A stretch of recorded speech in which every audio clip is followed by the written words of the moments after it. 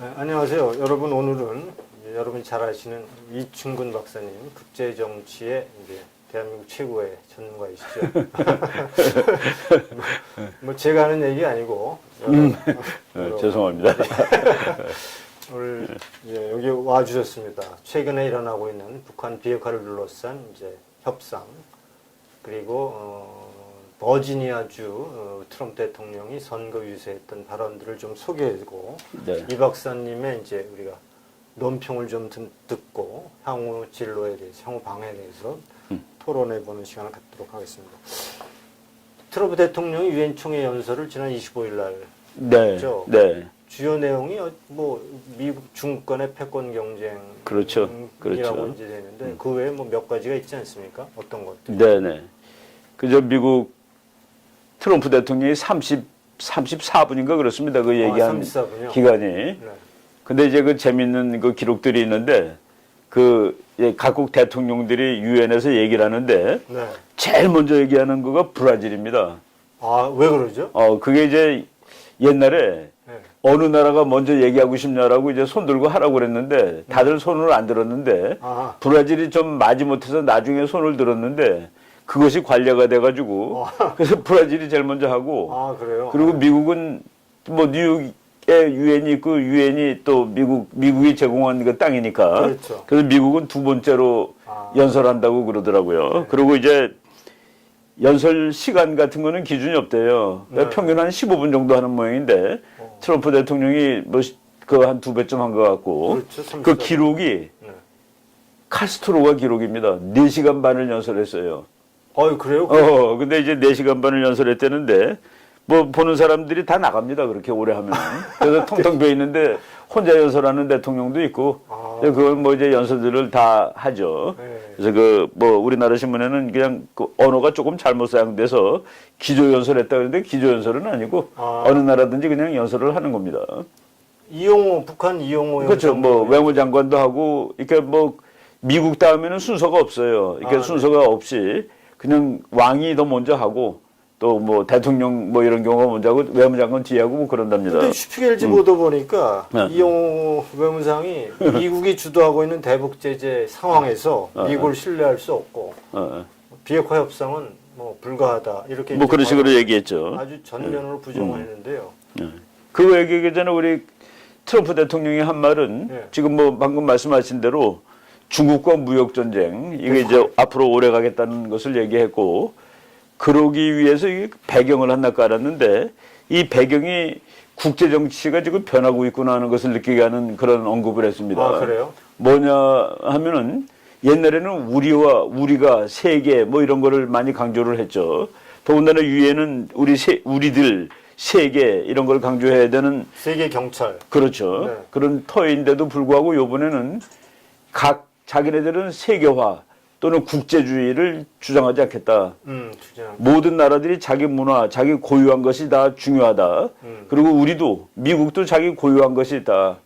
그래서 우리는 애국적인 나라가 되자 서로들 간에다. 그러니까 여기 있는 모든 나라들은 다 각국의 문화와 정치와 독특한 것이 있는데 그것을 사랑하라. 우리는 우리 걸 사랑하겠다. 우리가 당신네들한테 어떻게 살고 어떻게 살아야 된다는 것을 전혀 앞으로 강요하지 않겠다. 그러니까 미국에 대해서 왜 그렇게 하느냐라고 또 이제 항의하지 말라라는 상당히 그 유엔이라는 데에서 함께가 아니라 따로따로 각자라는 그런 얘기를 많이 강조했다는 생각이 들었습니다. 안보 차원에서도 이제 자국의 안보에 재정적 부담은 더 많이 해라 그런 의미로. 그렇죠. 이제 유럽 같은데 이미 트럼프가 방문해가지고 이제 미국한테 안보를 더 이상 의존하지 말라.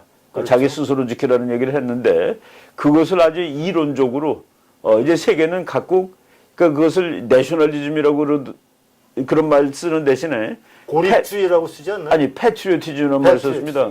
세계 각국은 각각 자기 나라에서 애국하는 애국주의를 하시오. 우리도 애국주의를 하겠다는. 근데 그게 이제 조금 좀 위험할 수도 있죠. 모든 나라가 다 애국주의 하면은 전쟁 빈도가 높아질 가능성도 있는 겁니다. 근데 이란에 대해서도 아주 강력한. 여기서 이제 보면 트럼프가 자기 편 아닌 편을 이제 많이 갈랐는데 중국이 이제 아무래도 적대적인 쪽으로 들어갔고 이란이 적대적인 편의 대표 선수로 이번에 들어갔습니다. 네.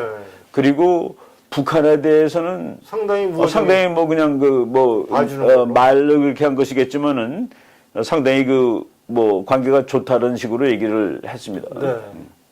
근데 보니까 뭐 지금 이게 이제 빌트지입니다. 빌트는 독일에서 가장 많은 부스를 이제 네. 판매하는 신문인데 이렇게 썼어요. 트럼프 대통령이 김정은과 나는 연인 사이다.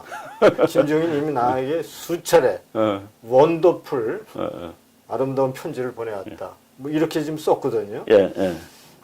근데 이게 버지니아 선거 유세장에서 이렇게 얘기를 했다는 겁니다. 네. 근데 이제 이영호 북한 외무상은 이제 뭐 어쨌든 미국은 믿을 만한 나라가 아니다 말이죠. 그렇죠. 우리 비핵화를 할 수가 없다 이렇게 얘기를 했는데 예, 예. 이것과 어떻게 매치를 시켜야죠? 그렇죠. 지금 뭐 이 어떻게 해석하느냐에 대해서 상당히 논란이 많습니다. 그래요. 트럼프가 지금 북한에 속고 있다는 설부터 네. 가지고 놀고 있다는 말까지 많은데 이제 이 트럼프의 협상 방식이라는 책 한번 읽어보시면 아주 좋아요. 아 그래요? 거기에 트럼프랑 같이 이쪽 사업을 같이 하던 사람이 쓴 책인데 우리말로도 번역되어 있습니다. 아 그래요? 트럼프의 협상 방식이라는 책으로 되어 있는데 거기에 첫 마디가 트럼프는 결코 자기의 속마음을 드러내면서 협상을 시작한 적이 없다. 자기의 속마음을 드러내면서 감추고 있다. 협상을 시작한 적이 없다. 그게 이제 첫 번째고, 두 번째 중요한 얘기는 뭐냐면은 트럼프는 언제라도 협상하는 사람한테 좋은 말을 한답니다. 우호적으로 대한다. 그러나 항상 의심한다가 들어가 있습니다. 우호적으로 대하지. 우호적으로 대하는데 항상 의심한다. 그거가 보면은 지금 트럼프가 6월 12일 싱가포르 회담 이후에 북한에 대해서 하는 언급들이 대부분 그렇습니다. 그러니까 예를 들어서 북한은 잘하고 있다. 그러나 끝낼 때까지 제재를 완화하지 않을 것이다. 그러니까 다 끝나야지 제재를 풀겠다는 말을 항상 하죠. 자, 앞에는 좋다 그러나 제재는 계속 가겠다. 그렇죠. 제재는 그리고 곧 만나서 얘기할 거다. 나는 시간이 많다. 이게 이제 앞하고 뒤하고 다른 그런 어법을 쓰는데 그래서 이제 여기에 그런 말을 쓴 것 같습니다. 그러면 제가 생각나는 게 이게 조금 지난 건데요. 이게 아마 스위스에서 발행되는 신문 뉴찌리 신문에서 이런 보도를 했어요. 노동신문을 인용해서 노동신문이 트럼프를 그렇게 극찬하는 겁니다. 트럼프는 최고의 협상가고 최고의 어쨌든 지도자고 이렇게 쭉 일어나지만 그런데 이제 그렇게 하고 트럼프하고 보좌진을 이간질시킨다는 겁니다. 볼턴은 아주 나쁜 사람이고. 그렇게 하고 해서 자꾸 트럼프에 있는 보좌진들하고의 그 간격을 자꾸 벌려놓고 있다는 보도를 루찌리 신문에서 했는데 그게 정말 벌어져 있는 겁니까? 아니면 그것이 하나의 협상 전략입니까? 그 협상 전략이라고 봐야 되는데 트럼프가 트럼프가 이제 가지고 있는 내각을 이제 어떻게 설명하냐면은 미국 역사상 가장 에반젤리칼한 내각이라고 설명한 글을 봤습니다. 그래요? 가장 기독교적인 내각을 만들었어요. 이번에. 그리고 이제 특히 거기서 제일 가까운 사람을 제 생각으로는 펜스 같습니다. 펜스. 트럼프는 펜스가 누구한테 모욕을 당하는 걸 참지를 못해요. 펜스를 욕하면은 그거는 판 깨는 겁니다. 그 정도로 신뢰가. 그 정도로 신뢰를 해요. 그리고 이제 우리가 그림을 보고 그러면은 사진을 보면은 이제 트럼프 대통령이 앉아 있고 그 옆에 볼턴이 항상 앉아 있습니다. 존 볼턴이 북한이 제일 싫어하는 사람이죠. 그렇죠. 그래서 이제 이간질을 시키고 싶은데 그거는 뭐 이렇게 효과적인 이간질을 시킬 수 있을지는 의문입니다. 안 될 거라고 저는 봅니다. 그렇군요. 이번에 지금 NTV라고 있는 독일 시사 채널이 있어요. 네네. 시사 채널. 그게 이제 19일째 이런 얘기를 했거든요. 그러니까 한국 정상회담이에요. 평양 정상회담. 문재인 대통령이 이제 말의 송찬이 난무하는 건 좋은데 북한의 기보유 핵무기에 대해서는 아무런 언급이 없다. 이렇게 좀 얘기를 한 게 있어요. 3차 정상회담에서 많은 것이 합의됐지만 남북 간에 도로 건설을 한다, 뭐 철도를 놓는다, 경협을 한다, 이런 너나 많은 이제 말의 성찬이 있는데, 이 회담에서 결국은 북한이 이미 만들어 놓고 있고 보유하고 있는 핵무기에 대해서는 아무런 언급이 없다. 이런 얘기를 이제 보도를 하고 있고. 근데 그와 더불어 우리나라에서는 그 얘기는 이제 보도에서는 안 하고 평양에서 이루어진 모든 진짜 중요한 북한 핵은 빼놓고 남북 간의 뭐 경협이라든가 이런 말의 성찬이 넘치죠. 너무 많죠. 그와 더불어 제가 여쭙고 싶은 거는 네. 항상 우리 언론은 미국의 중간 선거 때문에 트럼프 대통령이 상당히 북한 비핵화라든가 여러 가지 대외 전략에 있어서 신경을 많이 쓰고 있고, 그것 때문에 뭐 협상도 그르친다, 뭐 그런 자꾸 뉘앙스로 보도하는 걸 보면 그렇죠. 그 잘못된 보도라고. 한국 언론이 좀 한편으로 치우쳐 보도하는 거 아닌가 이렇게 생각이 듭니다. 그렇죠. 그 중간, 이게 미국의 이제 중간 선거라는 선거가 있는데, 그거는 왜 중간 선거냐면은 대통령을 4년마다 뽑잖아요. 그렇죠. 2016년, 2020년 이렇게 뽑게 돼 있는데, 그 2018년에 선거가 하나가 있는데, 그게 뭐냐면은 왜 이런 선거가 있냐면은 하원 의원은 임기가 2년입니다. 그러니까 2년마다 다 뽑는 거예요. 435명을. 네. 그러니까 지난번에 2016년 트럼프 대통령이 당선될 때도 미국 하원 435명이 다 선거를 했습니다. 그렇죠. 그리고 이제 상원 의원은 임기가 6년입니다. 그렇죠. 그러니까 6년인데 어떻게 뽑냐면은 이제 33, 33, 34. 네. 그래서 그거를 1반, 2반, 3반이라고 그럽니다. 금년에 2018년에 일반 선거가 있는 거예요. 일반. 네. 그래서 33명을 새로 뽑는데 결혼이 생기고 그럴 때는 뭐 한두 명 늘어가지고 금년에는 2018년에는 하원 435명 전원, 그리고 상원에 35명을 뽑습니다. 2명이 늘었네요. 2명이 이제 그러니까 결혼이 생긴 거예요. 네네. 일반이 아닌 사람이 둘 더 있는 거죠.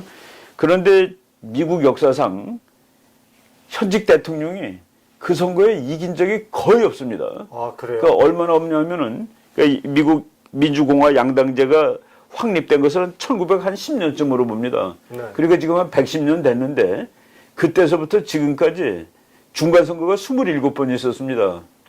그런데 이제 금년에 하면 28번째예요. 네. 27번 중에서 대통령이 속한 정당이 이긴 적이 딱 2번 있습니다. 누구? 그게 거의 이제 없다는 얘기예요? 없다는 얘기죠. 그러니까 그거를 이기려고 애를 쓰는 대통령 자체가 없습니다. 한국은 그걸 이기려고 트럼프 대통령이 매우 뭐 목숨 걸고 있는 것처럼 얘기하죠. 보도가 되는 건 전혀. 그러니까 목숨 걸고 있는 것처럼 보다는 건 말이 안 되고. 네. 그리고 이긴 사람이 누구냐면은 1930년대에 루즈벨트 대통령이 한 번 이겼습니다. 그 루즈벨트 대통령 뭐 역사에 빛나는 대통령이죠. 그 사람이 한 번 이기고 그 다음에 이긴 거는 아주 또 놀라운 일입니다. 부시 대통령 아들 부시. 아들 부시가 2000년 선거에서 너무 이 표가 차이가 안 나가지고서 선거하는 날 결정이 안 났습니다. 그렇죠. 그래서 한 달 후에 대법원에서 그래도 부시가 이긴 거에 대해서 그냥 대통령이 간신히 된 사람이거든요. 그런 일이 있었죠. 그리고 그래서 뭐 민주당에서는 저거 가짜 대통령이라고 그랬는데 그런 대통령이 2년 후에 이겼습니다. 중간선거에서. 그러니까 역사의 이변이죠. 이번에 트럼프가 이긴다면은 이건 진짜 역사의 이변이 일어나는 일입니다. 그리고 거기서 졌을 때 대통령이 그러면 망했느냐 그런 것도 없어요. 근데 이제 우리나라에서는 어쩌다가 갑자기 미국 대통령이 북한하고 회담하는 것도 중간선거에 이기려고 그러고 노벨상 받으려고 그런다 그러고 그런 그 좀 황당한 미국 정치하고 다른 그런 얘기들이 돌고 있는데 그거는 맞는 얘기 아닙니다. 제가 그 요번 월권조선 10월호에 미국 중간선거가 국제 정치에 영향을 미치지 못한다라고 썼습니다. 그래요? 대통령 선거도 미국 대통령 선거에서 제일 중요한 이슈는 국민들의 주머니가 두둑해졌냐지. 경제 문제라. 무슨 핵 문제를 해결했느냐 그런 거 아닙니다. 핵 문제 잘 알지도 못해요 미국 사람들. 그렇죠.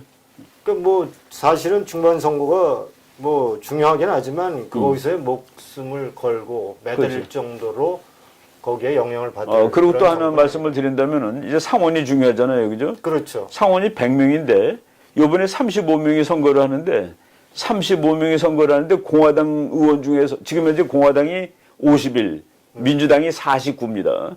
근데 네. 51명 중에서 공화당 네. 42명은 2반 3반이기 때문에 선거에 안 나갑니다. 아, 그래요? 그 나갈 사람 다 떨어져도 42명이 남아요. 그대로 유지된다. 근데 42명이 남으면 탄핵은 결코 못 시키는 겁니다.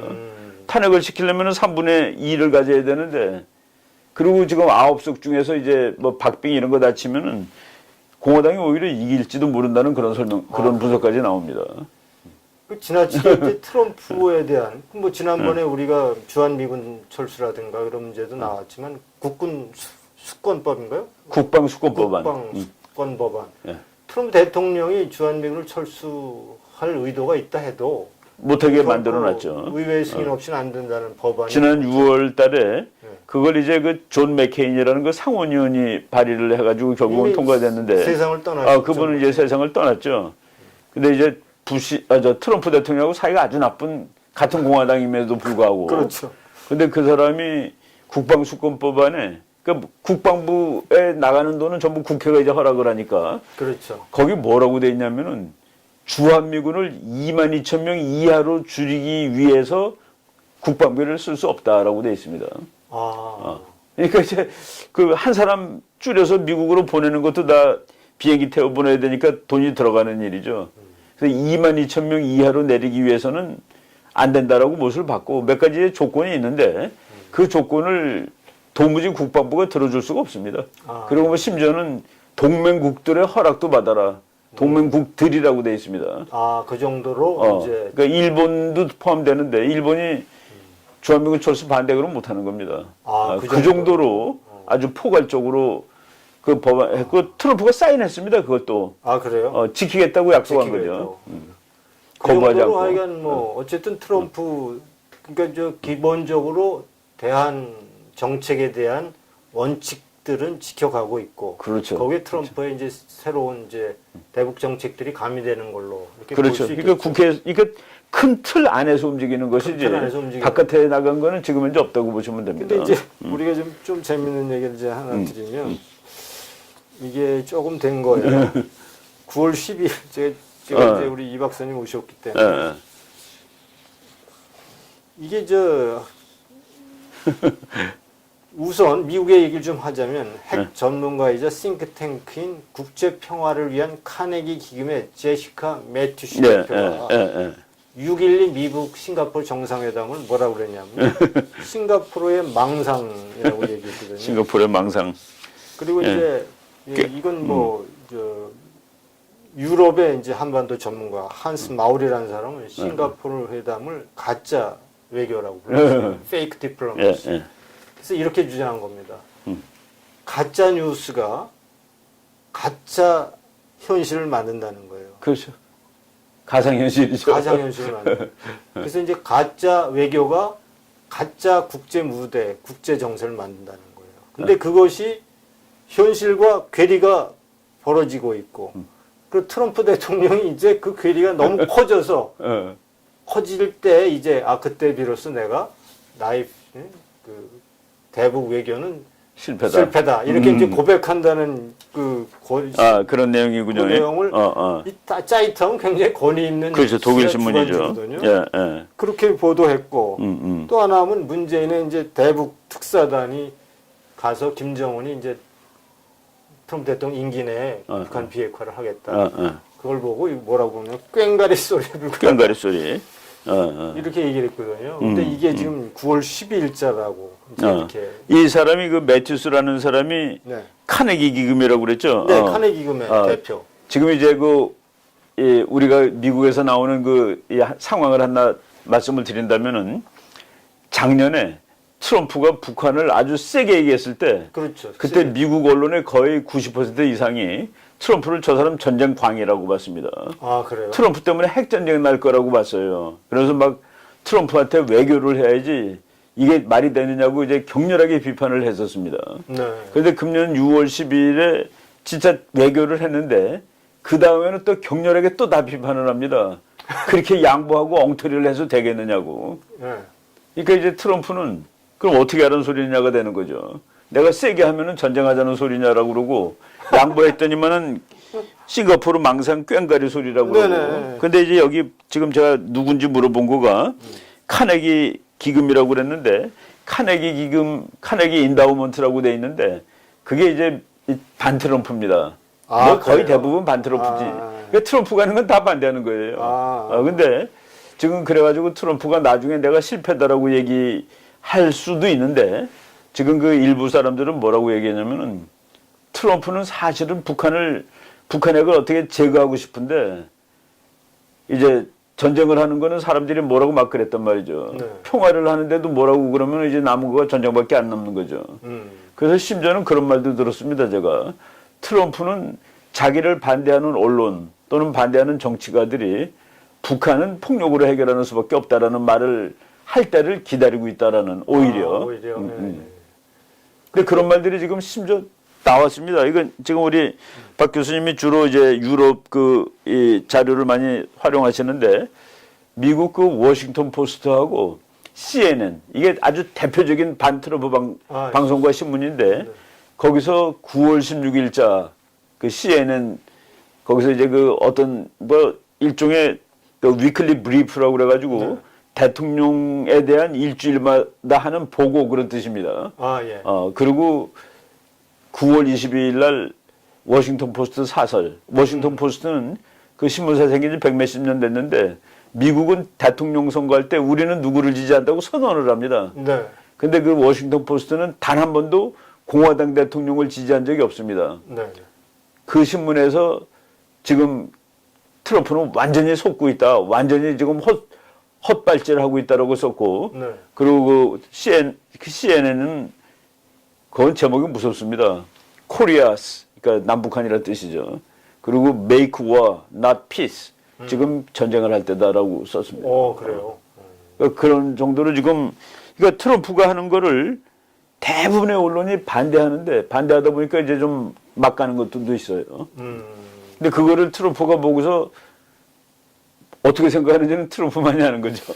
그래서 제가 이게 좀 또 하나 제프리 루이스라고 이게 이제 독일에 이미 8월 16일자 제프리 루이스라고 미국의 건축 전문가라고 소개가 돼 있는데 8월 7일 날 The 2020 Commission Report라는 보고서를 출판을 했다 이렇게 돼 있어요. 2020년 위원회네. 위원회 보고서. 위원회 보고서. 2020년 위원회 보고서. 이 책의 줄거리는 이제 뭐 스릴러물이죠 어쨌든 본인이 이제 본인의 이제 군사 지식을 갖고 한반도 상황을 이제 예견한 거죠. 줄거리가 이래요. 2020년 그러니까 내후년이죠. 3월 21일 날 북한이 한국의 보잉 여객기를 추락시킨다는 거예요. 근데 그 이유가 뭐냐면 2019년 11월에 여기는 이렇게 되어 있어요. 트럼프 대통령의 명령에 따라 미국의 핵폭격기가 북한 영공을 침공한 것에 대한 보복이다. 그러니까 핵폭격기가 뭐 폭격을 했다는 얘기가 아니고 북한 영공을 들어갔다는 데 대한 보복이다. 그렇게 되자 이제 한국이 보행을 추락했으니까 남한이 이제 공격할 거 아니에요. 북한의 주석궁을 공격을 하자 북한은 미국 본토를 향해 13개의 ICBM을 날린다. 그중에 7발이 명중. 그러면 이제 즉각 한미연합군이 참수작전에 나서고 김정은은 벙커에서 자살한다. 이런 내용이 바로 그 2020 커미션 리포트라는 거거든요. 그러니까 이제 이 사람은 이제 오랫동안 정평이 나 있는 여기 소개되기는 이 그렇죠. 디벨트죠. 거기는 이제 디벨트가 이제 소개되기는 정말 군사 부분에 있어서는 최고의 권위자라고 이제 소개가 돼 있어요. 그리고 그가 예상했던 거는 대부분 맞았다. 이렇게 하면서 이 사람이 8월 10일 날 벌써 얘기한 건데 8월 16일 날 그렇죠. 이미 북한 비핵화 협상은 자기가 보기에는 이미 이것은 타결이 불가능하다. 결국은 김정은의 이제 무모한 이제 도발로 이어서 그냥 김정은은 자살로 이제 모든 것이 끝난다는 얘기로 이렇게 돼 있는데 지금 그렇게 따지면 지금 뭐 비핵화가 기용호도 그랬지만 안 하겠다는 거 아닙니까 비핵화? 그러니까 이제 우리가 지금 뭐 그러니까 평화 무드에 들떠가지고 현실을 잊고 있는데 북한이 핵을 만든 것은 목숨을 걸고 만든 겁니다. 그렇겠죠. 예. 그동안 목숨을 걸고 만든 거거든요. 그 목숨을 걸고 만든 거를 말 한마디에 포기한다는 거죠. 그러니까 그거는 우리가 상식 바뀌죠. 목숨을 걸고 만든 거는 목숨하고 바꾸기 전에는 포기를 못 하는 거죠. 그러니까 그렇죠. 여기가 바로 그 얘기 쓴 겁니다. 아, 그렇죠. 이거 목숨하고도 바꿀 수 없다. 바꿀 수 없는 물건을 만든 거죠. 그리고 뭐 할아버지 때부터 유훈이고 지금 북한이라는 체제를 우리가 뭐 우리 박 박사님이 여기서 자주 말씀드렸겠습니다만은 지금 북한에 딜레마가 있습니다. 북한이 국가로서 살아남기 위해서는 핵을 만들면 안 되고 개혁 개방을 해야 됩니다. 그렇죠. 그래 그 정상적인 국가. 그럼 정상 국가가 돼서 나라가 살 수 있어요. 국민들이 밥 먹고 살 수 있습니다. 그런데 그렇게 될 경우에 김정은 정권이 살아남을 수 있느냐? 그거 안 되겠죠. 그게 안 되기 때문에 그래서 핵을 만든 겁니다. 그렇죠. 그러니까 이제 북한의 딜레마는 정권을 살리는 방법하고 국가를 살리는 방법하고 같지가 않다는 거예요. 근데 국가를 살려야 되는데 사실. 국가를 살려야 되는데 지가 사는 거죠. 그러니까 핵을 포기 못 한다. 그렇죠. 그러니까 우리가 그냥 상식적으로 얘기했을 때 북한이 국가를 살려면 쌀을 만들어야지 핵무기를 만들면 안 되죠. 그렇죠. 근데 정권이 살려면은 쌀보다는 핵무기가 더 낫다고 생각하고 만든 거죠. 그럼 이 박사님 보시기에 트럼프 대통령이 이러한 북한의 어떻게 딜레마가 되겠네요. 이걸 이해하고 있다고 보시나요? 아니면 이해하고 있다라고 보는 거는 작년에 우리나라 와서 국회에서 한 연설입니다. 그렇죠. 연설이 그 멋있죠. 연설을 보면은 북한 체제의 본질을 이해하고 있습니다. 이게 다 국민들이 잘 먹고 잘 살게 되고 개혁을 하고 민주주의로 가야 됨에도 불구하고 북한은 그걸 할 수 없는 나라라는 얘기를 했습니다. 했죠. 예. 그리고 이제 나중에 무슨 얘기를 했냐면은 대화할 용의가 있다는 얘기를 할 때 그 앞에 뭐라고 썼냐면은 김정은이 하나님과 인간에 대해서 지은 여러 가지 죄에도 불구하고 거기 하나님과 인간에 대해서 지은 죄라는 그게 말이 있었나요? 그럼요. Crimes against God and man이라는 말이 나옵니다. 그건 무서운 말이에요. 무서운 용어죠. 그 얘기를 하고 금년에 뭐라고 얘기를 했냐면은 나와서 얘기를 하자. 그럼 우리가 정치적으로 안전을 보장하겠다. Political safeguard입니다. 네네네. 그리고 근데 말을 안 할 경우에는 total decimation. 그 decimation이라는 게 옛날에 그 누구 겁줄 때 이놈이 나쁜 짓 했어요. 10명 중에 하나 뽑아서 죽이는 겁니다. 뭐 전체가 그냥 공포에 질리는 거죠. 그런 그 잔인한 방법인데 토탈 데시메이션 시키겠다라고 얘기를 하고 그래서 결국은 6월 12일이 있었고 근데 트럼프가 김정은한테 한 말 중에 이런 말이 있어요. 북한을 핵을 다 없애면은 미국은 북한을 위대한 경제 금융국가로 그렇죠. 바꿔주겠다. 그렇게 얘기를 했죠. Great Financial and Economic Power. 네. 이제 여기서 하나 그 수수께끼가 뭐냐면은 김정은이 같은 스타일의 정치가가 뭐 정치가라고 얘기합시다 이제 그 사람이 지금의 북한에는 딱 맞는 타입이에요. 지금의 시스템에는 그렇죠. 그런 지금 인물이- 시스템은 그런 인간형이 맞거든.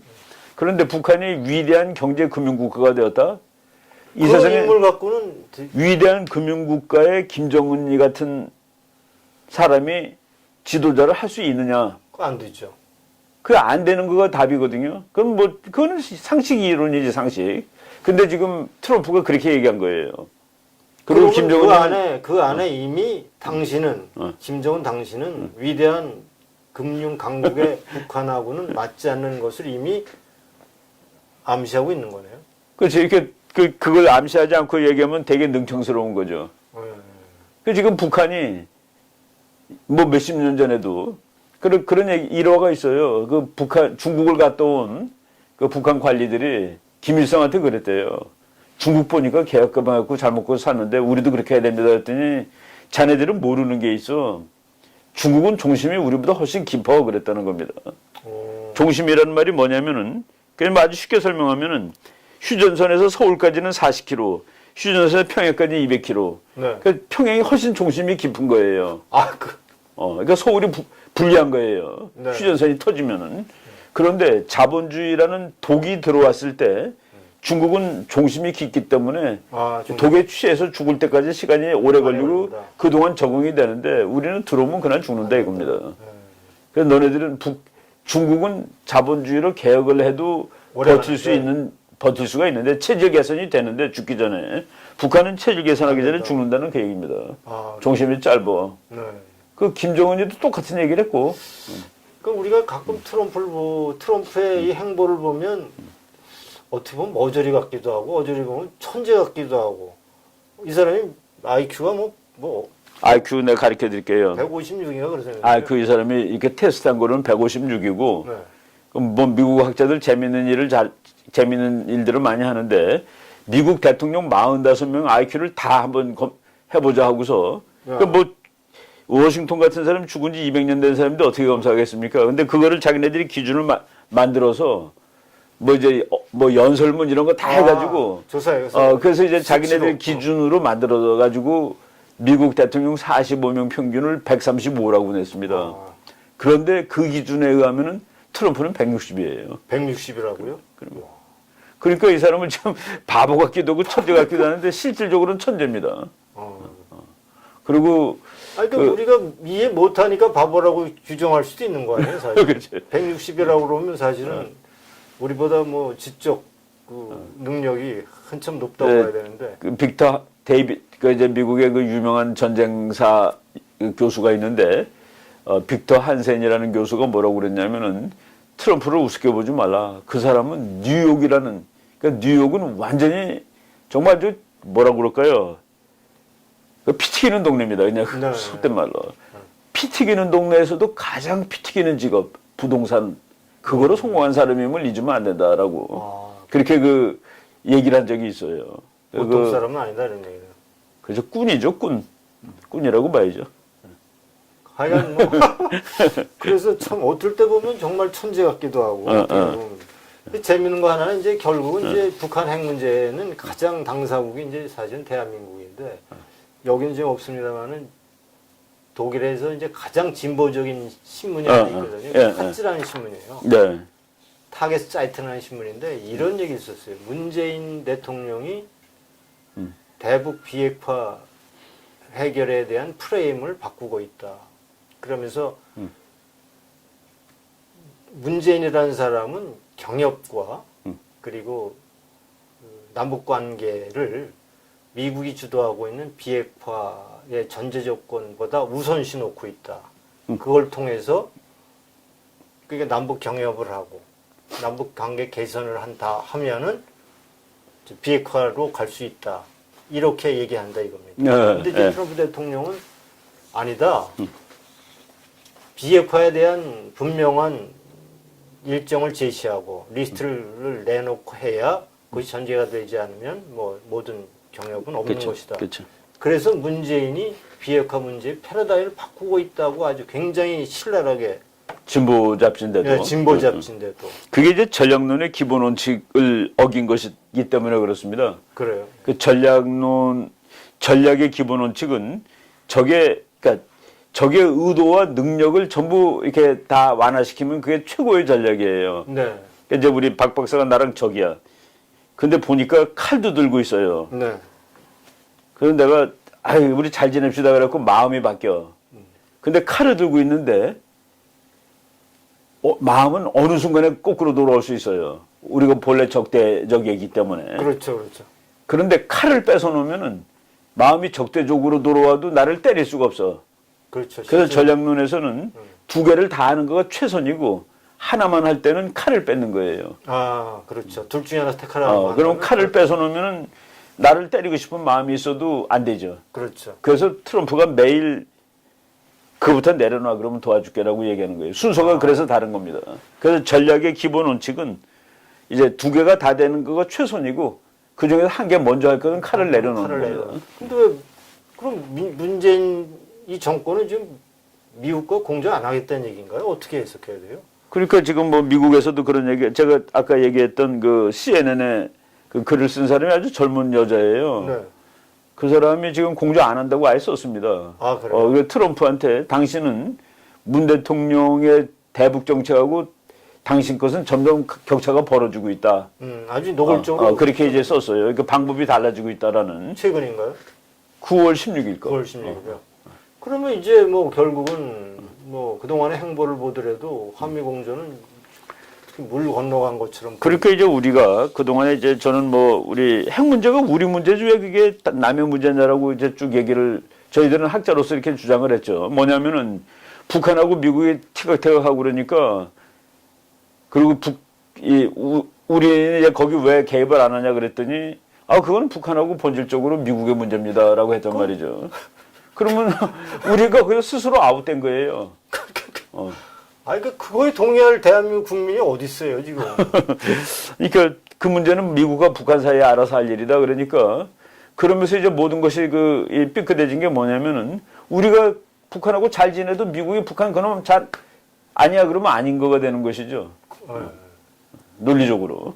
이번에 폭스뉴스하고도 폭스뉴스가 가장 시청률이 높은 뭐 미국의 매체인데 거기에 인터뷰에서도 이해 못할 얘기들이 굉장히 그 중에 한 가지가 종정선언을 하더라도 뭐 금방 뭐 마음에 안 들면 폐기된다는 얘기가 국가 정상이 그치. 그런 식의 얘기가 국제사에서 외교적이지 못하죠. 전혀 외교는 아니더라도 기라고 얘기해야 되는 건데 이거는 한번 지키는 것이다라고 얘기를 해야지 아무 때나 안 지켜도 된다 그러면은 그는 이게 안 지켜도 아무 때나 해놓고 안 지키는 나라는 사실은 북한이죠. 없잖아요. 그런 면에서 정말 참 지금 과연 북한 비핵화 문제에 한국이 국제사회의 흐름과 동조를 보조를 맞추고 있는 것인지 참 우려스러운 일이 많습니다. 그럼 앞으로 마지막으로 이제 앞으로 이 미북 관계가 사실은 이제 이 중간 선거 이전에 그러면 다시 폼페오가 평양을 방문하는 겁니까? 그렇죠. 지금 현재는 10월 달에 가는 거로 돼 있는데 가서 이제 이게 그러니까 외교라는 거가 말이죠. 좋은 수단인데 시간을 끌면은 이게 갈수록 더 나빠집니다. 그러니까 트럼프의 협상의 내가 아까 말한 이제 변호사가 쓴 책에 트럼프의 장점이자 단점인데 이거는 트럼프는 일이 질질 끌리는 거를 결코 참을 수 없는 인간이다라는 말이 나옵니다. 근데 이번에 100년, 10년이고 20년 뭐 그런 얘기 그러니까 근데 그 말은 그렇게 막 했는데 결코 속으로는 일이 질질 끌어지거나 이게 줄기가 아니라 옆으로 새는 거. 그러니까 이 중심으로 가는 게 아니라 새는 일이 벌어지는 건 도무지 못 참는 성격의 인간이라고. 그러면서 그것이 장점이자 단점이라고 이제 묘사를 했는데, 예를 들어서 북한이 뭐 임기 끝날 때까지 그건 모욕한 겁니다. 트럼프한테. 미국 대통령은 선거에 그냥 정신이 없잖아요. 될지 안 될지 100% 장담 못 하는 거고. 근데 당신이 임기 끝나는 2020년 1월 달까지 다 하겠다? 모욕이다 이런 얘기죠. 그 사람은 한 1년 전부터는 선거하느라고 정신이 없습니다. 그렇겠죠. 그 미국에서는 쟤는 1년 정도를 시한으로 둔 것 같아요. 그 6월 12일 날 회담을 하고 그리고 1년을 시한으로 뒀는데 존 볼턴이 그렇게 얘기를 했죠. 그 1년이라는 시한은 너희들이 한 말이다. 우리가 한 말이 아니라. 북한이 1년 만에 할 수 있다라고 한국 대통령한테 말한 것을 우린 전해 들었다. 특사가 가서 전한 그렇죠. 거고. 그렇죠. 이렇게 얘기를 해요. 여기서 김정은은 이제 임기가 평생이고 그렇죠. 트럼프는 임기가 정해져 있으니까 결국은 저 임기가 평생인 김정은이 이기는 거 아니냐 이렇게 또. 근데 이제 지금 미국이 우리가 그 오바마 대통령은 북한에 대해서 인내 정책을 썼다라고 돼 있잖아요. 그렇죠. 근데 트럼프는 인내하지 못한다 그랬는데 트럼프가 급해서 인내하지 못하는 것은 아닙니다. 무슨 얘기냐면은 오바마 대통령이 보좌관한테 물어봤어요. 지금 북한이 핵을 만들고 있는데 지금 발달 수준이 어느 정도냐. 그때 했던 답은 2020년까지 방치를 하면은 미국 본토가 공격받을 수 있습니다. 그때 언제죠? 그 질문을 한 데가? 그게 이제 오바마가 대통령 재임 기간이니까 뭐 2016년보다 훨씬 이전이죠. 그러면 이제 4년 동안 방치해두면 미국의 본토를 도달할 수 있는 핵을 2016년, 그러니까 그 이전에 한 얘기인데, 그러니까 그 얘기를 들은 오바마는 나의 임기 중에 일어날 일이 아니다라고 보는 거예요. 그러니까 2016년은 자기는 대통령직에서 떠나니까. 그러고 나서도 몇 년 후란 말이죠. 근데 그 똑같은 질문을 트럼프가 했을 때 2020년입니다. 그러면은 트럼프는 지 임기 중입니다. 그렇지, 임기 중이죠. 더군다나 대통령 선거하는 해예요. 그때 북한이 미국 본토를 때리는 능력이 100% 공인이 되면은 그 대통령 못 되는 거죠. 그렇죠. 못 되는 거죠. 근데 그게 북한이 작년 2017년에 미사일을 어느 해보다도 많이 쐈습니다. 그렇죠. 한 15번 정도 쐈는데 그거를 종합했을 때 미국 학자들이 시간을 당겼습니다. 2018년 연말쯤이면 미국 본토로 공격할 수 있다. 근데 지금 트럼프가 그래서 매일 말하는 이유가 작년 11월 29일 이후에 지금까지 한 발도 못 쏘고 있다. 그러니까 그만큼 연기시킨 거예요. 그러니까. 그러니까 자기는 이제 이미 그것까지 계산해서 그렇죠. 그러니까 북한이 막았다는 얘기네요. 북한이 미사일 실험 못하는 것도 지가 막고 있는 것이다라는 있다. 얘기죠. 네. 그러니까 해야 할 일을 못하고 있는 것도 하는 일이다라는 이 어법상. 하여간 뭐 그런 보도를 했어요. 사실. 네. 자기가 대북의 강경 정책을 통해서 북한을 끌어냈고 좀 더 이제 유화적인 제스처로 북한을 이끌고 있다. 그래서 그렇죠. 대북 제재는 계속 강화하고 있다. 그렇죠. 그 사이에 북한이 과연 핵과 미사일 실험을 했느냐라고 반문하거든요. 그렇죠. 그리고 전혀 전쟁적 못했죠. 위험도 없어졌다라고 이제 그러니까 북한이 그렇게 오랫동안 핵실험 안 한 적은 없습니다. 사실은. 그렇게 되나요? 그럼 역사상 역사상 제일 긴 기간 동안 뭐를 못 하고 있는 거예요. 그러니까 못 하고 있는 거라고 보셔야 되죠. 그렇네요. 안 하고 있는 하여간 어쨌든 그건 뭐 못하고 그 있는 일이 거. 안 일어났으니까. 그렇죠. 어쨌든 뭐 미국 트럼프 대통령의 그 행보가 때로는 뭐 갈짓자죠. 갈지자라고 하지만 뭐 어쨌든 미국의 대북 정책의 원칙론자 그리고 그 대북 정책을 만들어가고 있는 주류의 세력은 아직도 건재하고 있다 이렇게. 그렇죠. 그 미국의 그 국방 정책이 이제 미국 국방 정책이 조금 과합니다. 자기네들 스스로 과하다고 그래요. 미국 사람들이 원하는 게 absolute security라고 그럽니다. 완벽한 안보. 그러니까 미국은 항상 완벽한 안보를 추구하려고 노력했다라고 학자들이 비난해요. 사실은 비난할 일은 아니죠. 비난할 일은 아닌데. 근데 너무 거기에 대해서 이제 초조해하고 그래서 지금 북한 핵이 미국에 도달하는 그 상황을 미국의 어느 대통령도 공화당 민주당 관계없습니다. 허락하지 않을 겁니다. 어느 또 대통령. 안보 면에서는 민주당이 또 안보에 철저한 거 아니에요? 민주당이 전쟁할 확률이 더 높죠. 그렇죠. 공화당보다 오히려. 사실은. 안보에 대해서는 뭐 철저한 그렇죠. 그 지금 민주당 의원들이 더 세잖아요. 북한에 대해서 비난하는 거는. 아니, 민주당 야당하고 뭐 CNN 같은 데서 뭐 예를 들어서 오히려 더 셉니다. 지금. 전쟁하라고 할 때까지 기다렸는데 재밌네요. 아이고. 뭐 우리 박 박사님 자유통일 칼리지 지금 뭐 진행하신다고 가을에. 우리가 6월 23일 날 이제 제1기 자유통일 칼리지가 개결해서 지난 9월 15일 날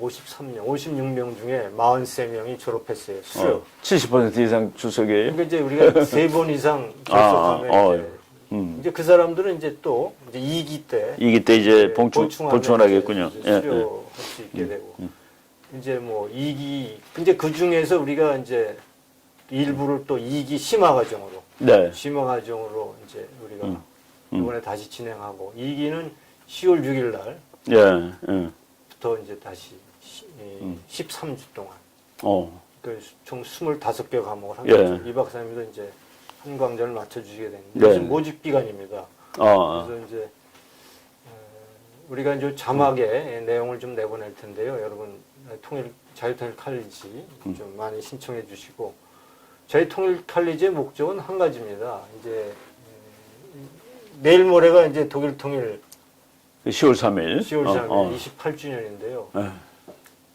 분단국가가 몇 개 있죠, 이 박사님? 지금 뭐 우리만 남은 거 아닌가요? 지금 뭐 다 없어졌어요. 그 4개 정도 있었는데. 이제 4개가 5개죠. 중국까지 치면. 중국까지. 근데 중국은 2030년까지 대만을 무력 전쟁해서라도 통일하겠다. 그랬잖아요. 그 5개 나라 중에 자유민주통일하는 나라는 독일뿐이 없거든요. 그렇죠. 독일만 자유민주 통일했죠. 예멘, 베트남, 중국까지 이제 결국은 이제 자유통일 실패한 건데. 제가 왜 이렇게 주장하냐면 분단이라는 상황은 어차피 이제 완결된 상황이 아니거든요. 근데 분단된 상황이 완결된 상황이 아니고 통일이라고 하는 종착역으로 나아가는 과정 아니에요. 그럼 통일에 대한 종착역을 만들어가는 사람은 누가 만들겠냐 이런 얘기죠. 그러면 그 분단 상황 속에서 치러지는 이념간의 이념 전선을 주도하는 세력이 만들어가는 거죠. 근데 우리는 이제 스스로 이념 전쟁을 분단국을 뭐 숙명적으로 이념 전쟁을 치르는데 좌파들은 아예 공공연하게 연방제 통일을 내걸고 이념 전쟁을 하잖아요. 근데 우파는 이념 전쟁 자체도 이렇게 뭐 인정하지 않고 매우 소극적으로 임하고 통일에 대한 기피증, 두려움을 갖고 있거든요. 그렇죠. 그래서 제가 이제 생각하기에 보수 우파들은 통일에 대한 두려움을 스스로 만들어내요. 자유 통일을 하더라도. 근데 좌파는 연방제 통일이 얼마나 문제가 많겠습니까? 아니, 그 연방제 통일은 두 개가 성질이 같아야지 연방이 정말 되지. 그러니까 말이죠. 서로 다른 말도 안 되는 이론에도 없고 현실에도 없는. 그러니까 텍사스는 공산주의고 캘리포니아는 자본주의면은. 그런데도 뭐 문제점 얘기를 하지 않고 가잖아요. 저는 이렇게 얘기를 하는 거죠. 그러니까 우리나라는 지금 그러니까 부모가 강요하는 선 봐서 강제로 시집 보내는 거 있잖아요. 그래서 그것이 정해져 있는 거예요. 내가 이제 결혼해야 되는데 상대방이 정해져 있어. 재혼을 부모가 강요하는 게 이미 계획된 이제 결혼할 상대자가 있어. 근데 상대자는 북한이야. 그렇게 놓고 지금 진행되는 거 아니에요, 현 정부가? 그런데 이제 내가 연애해서 좋은 상대방을 얻었어. 그러면 결혼해야 되잖아요. 근데 결혼하기 전에 5년 후에 아이 나면 뭐 할까 말이지. 병 걸리면 어떡할까. 아이들 양육은 어떡할까 말이죠. 이런 문제점들을 나열하고 있거든요. 그러니까 통일되면 사람들이 통일되지 않았으면 좋겠다라는 생각을 하는 사람이 많잖아요. 그럼 우리가 젊은 사람들이 그렇죠. 우리가 통일하지 안 한다고 우리가 가만히 있는다고 통일이 안 되나요? 연방제 통일이 되는 건데. 저는 그래서 이걸 분단국의 운명이라고 그러거든요. 결국은 분단국에서 이념 전쟁을 치룰 수밖에 없고 결국 이념 전쟁의 승자가 어떤 통일을 결정하는 지금까지 다 그랬으니까. 그렇죠.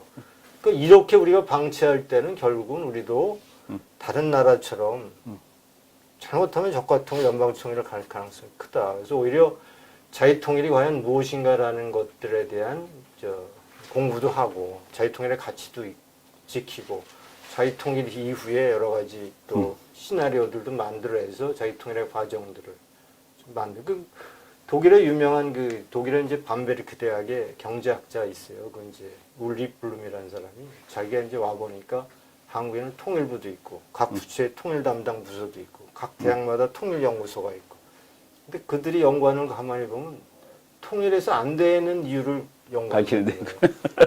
독일에는 통일부도 없었고 내독성이 있었는데 통일에 대한 얘기도 할 수 없지만 국민은 통일에 대한 열망만 있었다는 거예요. 그거 하나로 통일을 이루어서 문제점을 해결해 나가서 오늘날의 독일을 이뤄냈다. 근데 한국은 독일과 같은 나라들이 통일을 이루면서 만드는 시행착오도 공부할 수 있고 어떤 걸 피해가면 그렇죠. 될까, 어떤 것이 문제점인가, 어떤 것은 잘했는가 이걸 연구할 수 있는 시간이 분명한데도 불구하고 왜 통일에 대해서 부정적인 이미지를 만들어내느냐. 오히려 통일 후에 자신 있게 극복해내고 선진 강국으로 도약할 수 있는 그런 시나리오를 만들어 통일을 만들어가야지. 맞습니다. 그런 의미에서 자유통일 칼리지는 이제 우리가 이제 그러한 것들을 공부하는 그러한 이제 13주 과정에 통일 칼리지가 되겠습니다. 2기가 시작되는데 여러분 많이 참석해주고 이제 국제정치 분야는 이 박사님이 담당해 주셔서 통일된 이후에 이제 선진 강국으로 도약할 수 있는 우리가 로드맵을 만들어가는 거예요. 그러면 준비를 하는 거죠. 그래 준비를 하는 거죠. 그래서 통일은 그냥 단순히 평화 통일이 아니고 그러니까 자유 통일이죠. 자유민주. 그 어려운 통일을 했음에도 불구하고 오늘날 그렇게 선진 강국으로 도약한 것은 유럽에서 뭐 독일이 최고죠 지금 이제. 독일 GDP가 유럽 전체 30%예요. 그러면. 그렇게 된 것은 통일 과정에서 자유 그리고 시장의 가치를 지켜냈기 때문에 맞아요. 독일이 이제 성공했다. 이런 것들을 우리 공부하는 자유통일 칼리지에 여러분 많은 관심을 보여주시면 감사하겠습니다. 오늘은 이제 국제 정치의 전문가 그리고 이분 이충군 TV 여러분 이충군 TV도 많은 구독자 수가 있고 그를 통해서 배우는 국제 정치의 지식이 정말 한 학기 대학에서 공부하는 것보다 며칠이면 공부할 수 있는 그런 엑기스트를 많이 방송하고 있는 그 최고의 그 뭐죠? 그 구독자를 이 박사님 오늘 나와주셔서 자유통일 칼리지 그리고 국제 정치에 대한 얘기, 북한 비핵화에 대한 얘기들을 잘 이렇게 알기 쉽게 설명해 주셨습니다. 오늘 나와주셔서 감사합니다. 예, 예, 아유 고맙습니다. 예.